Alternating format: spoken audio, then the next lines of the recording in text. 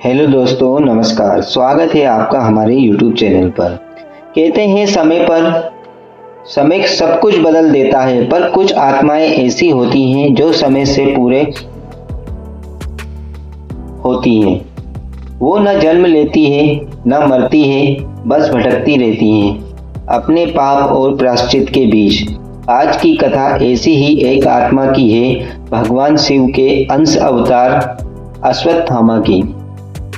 दोस्तों, कहानी बड़ी ही रोचक है। इसमें आपको इतना ज्ञान मिलेगा कि आपका जीवन धन्य हो जाएगा। दोस्तों, अगर आप चैनल पर नए हैं तो चैनल को सब्सक्राइब जरूर करें, वीडियो को लाइक करें और शेयर जरूर कीजिए। दोस्तों, वीडियो अंत तक जरूर देखें। मैं आपको जन्म और वरदान। महाभारत का युग था। ऋषि द्रोणाचार्य की पत्नी कृपि वर्ष से तप कर रही थी एक संतान की कामना में। वो तप इतना तीव्र था कि स्वयं भगवान शिव प्रकट हो गए। भगवान शिव, हे कृपि, तेरे पुत्र तेजस्वी होगा, वह युद्ध में अपरिजय होगा, जिसको कोई पराजय न कर सके। और जब जब अधर्म बढ़ेगा वह साक्षी बनेगा, परंतु याद रखना, उसका जीवन सुख नहीं, तप और प्रायश्चित का प्रतीक होगा। और फिर जन्म हुआ माथे पर चमकती मणि लिए हुए बालक अश्वत्थामा का, जो स्वयं भगवान शिव का अंश था। दोस्तों, शिक्षा और मोह। गुरु द्रोणाचार्य से के संगिध में अश्वत्थामा बड़ा हुआ, उनसे शिक्षा ली। वह अर्जुन के समान धनुर्धर था, परंतु स्वभाव से अभिमानी। उसे अपने पिता से अत्यधिक लगाव था और यही लगाव आगे जाकर उसके पतन का कारण बना। अश्वत्थामा, पिता ही मेरे ईश्वर हैं, ये उनका मानना था। जो उनका अपमान करेगा मैं उसका अंत कर दूंगा। भगवान शिव का अंश होते हुए भी वह क्रोध और मोह के बंधन में बंध गया। उसका तेज तपस्या से नहीं, प्रतिशोध से जलने लगा। फिर आया कुरुक्षेत्र का महान युद्ध। धरती पर धर्म और अधर्म आमने सामने खड़े थे। द्रोणाचार्य कौरवों के पक्ष में थे और अश्वत्थामा भी वहीं लड़ा। जब युद्ध के 15 दिन भी विजय दूर रही, कौरवों ने छल से कहा, अश्वत्थामा मारा गया। ये सुनते ही गुरु द्रोण ने अपने अस्त्र छोड़ दिए और उसी क्षण धृष्टद्युम्न ने उसका सिर काट दिया। अश्वत्थामा क्रोध से गुजरते हुए बोला धृष्टद्युम्न पांडवों से, मेरे पिता की हत्या का प्रतिरोध अब इस पृथ्वी पर कोई नहीं रोक सकता।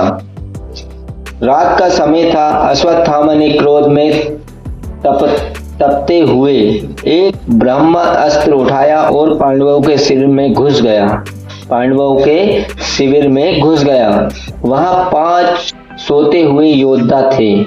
वह समझा कि वे पांडव हैं, पर वे थे द्रौपदी के 5 पुत्र। दोस्तों, भगवान शिव का अंश होने के बाद भी अश्वत्थामा अपना जीवन सार्थक नहीं कर पाया। अश्वत्थामा, मेरे पिता के लिए यह प्रतिशोध है। क्षण भर में शिविर मौन हो गया और साथ ही ब्रह्मांड कांप उठा। अश्वत्थामा ने ऐसा पाप कर दिया था। दोस्तों, द्रौपदी रोते हुए, हे कृष्ण, ये कैसा अन्याय है, निर्दोष बालकों का रक्त क्यों बहा। भगवान श्री कृष्ण ने शांत स्वर और कठोर स्वर में बोला, हे अश्वत्थामा, तूने अधर्म का कार्य किया है। भगवान शिव का अंश होते हुए भी तूने धर्म का तिरस्कार किया है। तू अमर रहेगा, परंतु अमरता तेरा दंड होगी। तेरे माथे की मणि मैं छीनता हूँ। तू युगों तक इसी पृथ्वी पर भटकेगा अपने घावों के साथ, कभी न मरने के लिए पर कभी जी ना पाने के लिए। दोस्तों, अश्वत्थामा, हे केशव, हे भोलेनाथ, मुझ पर क्षमा करो, मैंने अपने ही तेज से सब नष्ट कर दिया। और उसी क्षण उसकी मणि गायब हो गई। उसके माथे से रक्त टपकने लगा जो आज तक नहीं सूखा।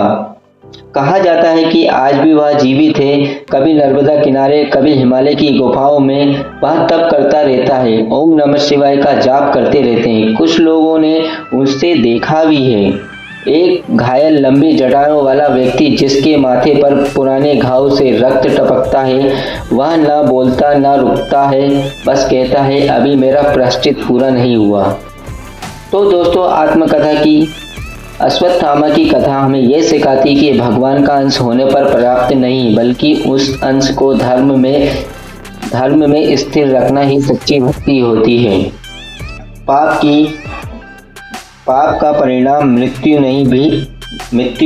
भी नहीं हो सकता, परंतु अमरता के रूप में सशक्त पीड़ा भी मिल सकती है।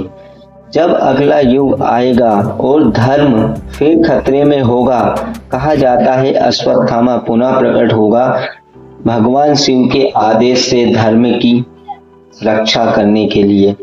तो दोस्तों, इस कहानी में भगवान शंकर का अंश होते हुए भी अश्वत्थामा आज भी मृत्यु पाने के लिए भटक रहा है या जीवन पाने के लिए, ये तो महादेव ही जाने।